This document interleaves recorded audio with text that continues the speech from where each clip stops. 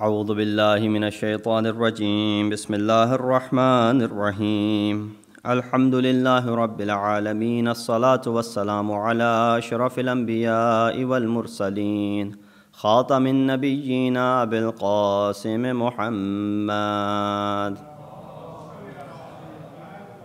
وأهل بيته الطيبين الطاهرين المعصومين الذين أذهب الله عنهم الرجس وطهرهم تطهيرا.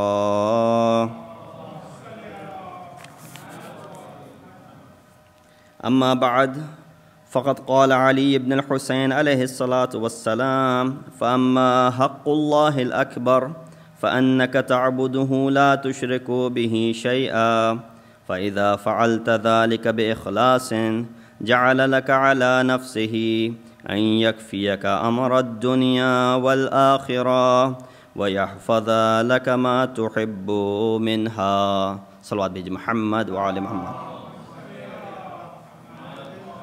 Assalamu alaikum wa rahmatullahi wa barakatuh. As you know, last week we started a commentary on Risalat Al-Huquq.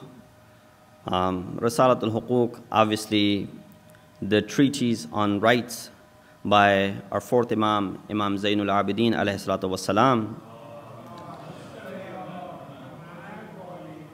It's a masterpiece where Imam alayhi salatu wassalam counts the rights of different people and different things that we have in our possession, as well as the Creator, that the rights that the Creator has upon us, and counting all of these rights that Imam does. Inshallah, we'll try and go through this series as quickly as possible. Every Thursday I get about 15-20 minutes, so I'll try and see if I can do one right on every Thursday, so that way we'll be able to, inshallah, finish it off in 1 year time, because obviously about 51 rights, it will take about 51 weeks. But inshallah, as the rights progress, there's much that could be said about it, but obviously we will stay content with brief description of it, and will not go into much detail, so that at least the gist is with you, and then inshallah you can go ahead and do your own research. The first right that we had started last week as well. Last week we just gave an introduction as to what this work is, what Imam has written, and so we just talked about the background of why Imam had to write such a thing, and because of the events at that time that Imam was living in. Obviously this is something which is happening after the events of Karbala. Imam alayhi salatu wasalam is living in an environment where it's surrounded by the enemies. Imam does not have many companions. Imam does not have many family members left, as most of them were martyred in Karbala. So this is the unique way that Imam introduces when he recites the du'as. With the du'as, Imam is doing the propagation of Islam, and by mentioning these rights, Imam is doing what is a duty of an Imam. So the first right that Imam discusses is the rights of God. He says, then the greatest right of God incumbent upon you is that you worship Him without associating anything with Him. When you do that with sincerity, He has made it binding upon Himself to give you sufficiency in the affairs of this world and the next, and to keep for you whatever of them that you like. So obviously Imam alayhi salatu wasalam, if you just look at the translation of it, gives us the gist as to the right of Allah subhanahu wa ta'ala is to worship Him with sincerity. And when the worship is done with ikhlas, right away Imam is saying that Allah subhanahu wa ta'ala will bestow upon you everything that He bestows in this life as well as in the hereafter. We see that the aims of the Prophet, and the very first thing that the Prophets came, that they propagated, what was that? Certainly one of the major aims of the Prophet was to invite mankind towards the message of Allah subhanahu wa ta'ala, and to fight against the paganism, mushrikeen, and fight against the kuffar who denied Allah subhanahu wa ta'ala. It says in Surah Nahl, verse number 36, وَلَقَدْ بَعَثْنَا فِي كُلِّ أُمَّةٍ رَسُولًا أَنِ اعْبُدُوا اللَّهَ وَاجْتَنِبُوا الطَّاغُوتِ. Two things: to obey and worship Allah, and to stay away from Taghut, and to stay away from paganism, to stay away from all those things which are standing against Allah subhanahu wa ta'ala. To every nation, we sent a messenger who told its people, worship God and stay away from Satan. So this is the main message, Surah Nahl, verse number 36. Some of them were guided by God, and the others were doomed to go astray. Travel through the land and see how terrible was the end of those who rejected the truth presented by Allah subhanahu wa ta'ala. So the divine call to the unity of God was the first call that was made by all the Anbiya and all the Rasul. The first thing, all of those 124,000 prophets that came, the main thing that they focused on was to call towards unity of Allah subhanahu wa ta'ala, the oneness of Allah subhanahu wa ta'ala, tawheed of Allah subhanahu wa ta'ala, to get people away from whatever they were worshipping, to go ahead and worship Allah subhanahu wa ta'ala. So the divine call to the unity of God and to fight against paganism was the aim of all prophets. Thus they did their job best to guide the man away from worshipping such as moon, the sun, the idols, the cows, and even other men. This was the society where they were worshipping everything which they thought was superior to them. The prophets directed man to worship Allah. Man's intrinsic belief in unity. This is something which is built in, intrinsic, which is essential, which is sort of inherent and part of our creation. We see that worshiping God and being humble to Him is intrinsic in all men, every single person. And it is indeed embedded into the nature of insan as well. Why this naturally exists in all men and has been manifested through history. The noble prophet of Islam said, "Kullu mawludin yuladu ala al-fitrati fa-abawahu yunassiranihi wa yuhawwidanihi wa yumajjisanihi." It says each baby is born inherently innocent and God-worshipping. This is the fitrat of insan. This is how every mawlud is created, onto the fitrat of Allah subhanahu wa ta'ala, to worship and intrinsically incline towards worshipping Allah. It is due to his parents that he becomes a Christian or a Jew or a Majusi. This is a hadith from Rasulullah. Even the psychologists have outlined this intrinsic tendency of mankind towards God worshipping. How? And they have called this to be the inclination towards excellence. We see that they say that man has an inclination to find the truth that leads him towards the study of all the other creations, philosophy, science, and all the other things that exist. It leads him to go ahead and study those things, leads him to go ahead and find out the ulum and the sciences that exist. Thus, man is naturally inclined to seek the truth. Hardly you'll see a lot of people, those who deny the truth. This is when the truth has come to them, they have accepted the truth, they have understood the truth. This is where the stage comes that they go ahead and deny. Quran talks about today, even we were reciting in Surah Al-Imran, I believe, in the group recitation of Quran, the ayat came which says, after the truth have been come to them, or when truth has been mentioned to them, yatabayyana, it has been proven to them, and then they go ahead and deny, Allah subhanahu wa ta'ala will not accept their forgiveness or will not accept their tawbah. So even a person who does tawbah after truth comes to them and they deny the truth, this is where Allah subhanahu wa ta'ala is not going to go ahead and accept even the repentance of this person. And so this sense, it starts from childhood. It's not something which becomes when a person gets older or when you're in your 20s or 30s or 40s or whatever. No, this is something which starts from the very beginning. Kullu mawludin yuladu, as Prophet is saying, is from the mawlud. It's from the very time when this child is born. So this is something which is starting from the childhood and extends through our lifetime. The child's sense of curiosity and many questions that they ask parents is the biggest sign of that. You see kids asking all the time, what is that? How is that? The belief in God and so on and so forth. They have so many questions. Sometimes parents are unable to even address these questions. So they come and say, Moulana, our child has asked this question, and so we're unable to answer this question. So look at the ability that even sometimes, because it is intrinsic, because it is something which is intuitive, that's why we see certain questions coming about even from the kids.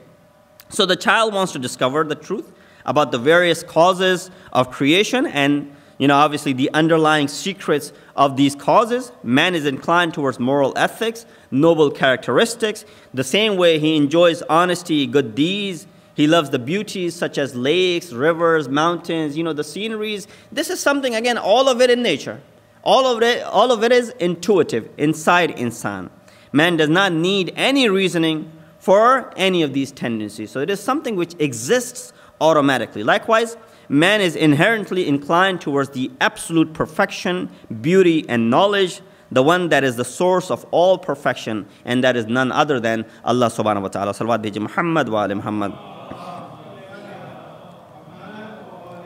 Regarding man's God-inclined nature, Holy Quran says, فَأَقِمْ وَجْهَكَ لِلدِّينِ حَنِيفًا فِطْرَةَ اللَّهِ الَّتِي فَطَرَ النَّاسَ عَلَيْهَا لَا تَبْدِيلَ لِخَلْقِ اللَّهِ ذَلِكَ الدِّينُ الْقَيِّمُ وَلَكِنَّ أَكْثَرَ النَّاسِ لَا يَعْلَمُونَ. Surah Rum, verse number 30. It says, Muhammad, be devoted to the upright religion. It is harmonious with the nature which God has designed for people. The design of God cannot be altered. La tabdila li khalqillah. Thus is the upright religion, but many people do not know. So this is where it is showing us the harmony between the nature as well as the laws that Allah subhanahu wa ta'ala has created. In this verse, man's nature has been referred to as God's handiwork, that God has made it, and the pattern on which He has made mankind. What is the pattern that God has made mankind? We see, فَأَقِمْ وَجْهَكَ لِلدِّينِ حَنِيفًا فِطْرَةَ اللَّهِ الَّتِي. So the fitrah that Allah subhanahu wa ta'ala has created, which cannot be altered. Here we can notice the following 2 points from this verse. One, the coordination between divine regulations and as well as human nature. Divine regulations set by Allah subhanahu wa ta'ala. We see in the book of Quran. We see in the sunnah of Rasulullah. We see in the practices of ma'asumeen how it is in line with the nature that Allah subhanahu wa ta'ala has created, the human nature that exists. Obviously, when there's only one source of both of these things, definitely there will be harmony. If there are more than one source of these 2 things, there will not have been any harmony between the 2. There might have been some harmony, but it would not have been so accurate as it is at the moment. The intrinsic inclination of man to submit to God, which is called Islam, and the one who is submitting to the commands of Allah is known as Muslim. Here we see, in regards to this intrinsic human nature, in regards to worship Allah subhanahu wa ta'ala, Amirul Mu'mineen Ali ibn Abi Talib alayhi salatu wasalam says, he said, فَبَعَثَ فِيهِمْ رُسُلَهُ وَوَاتَرَ إِلَيْهِمْ أَنْبِيَاءَهُ لِيَسْتَأْدُوهُمْ مِيثَاقَ فِطْرَتِهِ. Then God appointed His apostles among them and sent the prophets one after another, so that they asked the people to honor their natural divine inclination. To honor their natural divine. What is your natural divine inclination? Is to honor those who have been sent by Allah subhanahu wa ta'ala. This is how connected it is with that. Imam says, وَكَلِمَةُ الْإِخْلَاصِ فَإِنَّهَا الْفِطْرَةِ. What does that mean? It says the statement of unity and purity of God are indeed in harmony with man's intrinsic nature. So we see turning towards Allah subhanahu wa ta'ala on different occasions, automatically turning towards Allah subhanahu wa ta'ala on different occasions, not only for those who are already in obedience of Allah subhanahu wa ta'ala, but also those who are not on the path of Allah subhanahu wa ta'ala. Even when they turn towards Allah subhanahu wa ta'ala in those difficult times, it is the biggest proof that it is definitely that Allah subhanahu wa ta'ala who deserves all the worship, and it is in the intrinsic nature of insan. One example of that, inshallah, we will end with that man's turning to God during times of calamities is a sign of our inclinations to godliness, that we're inclined towards it. It is already intrinsic and it is already intuitive. Man gets involved with his position and his status so much that he forgets about Allah sometimes.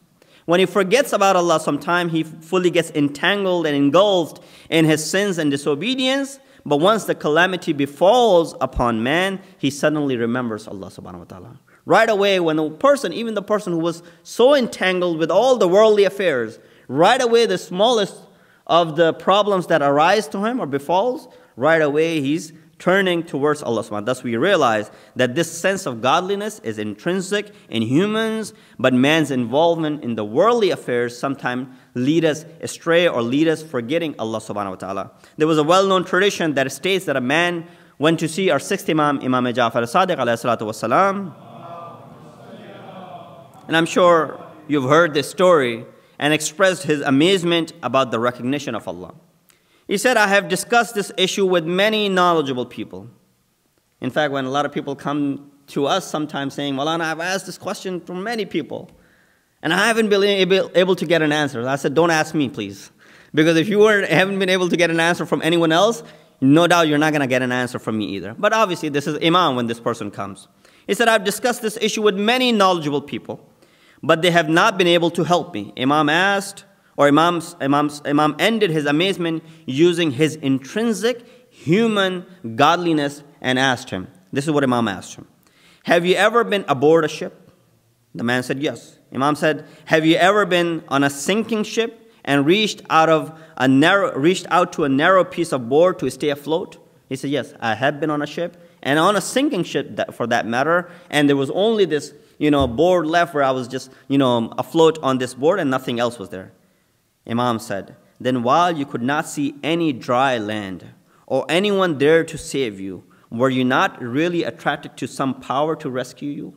Was there some power inside was trying to attract you towards something or someone which can come and help you at this moment? The man replied in the positive and was fully revealed of his amazement about God's recognition.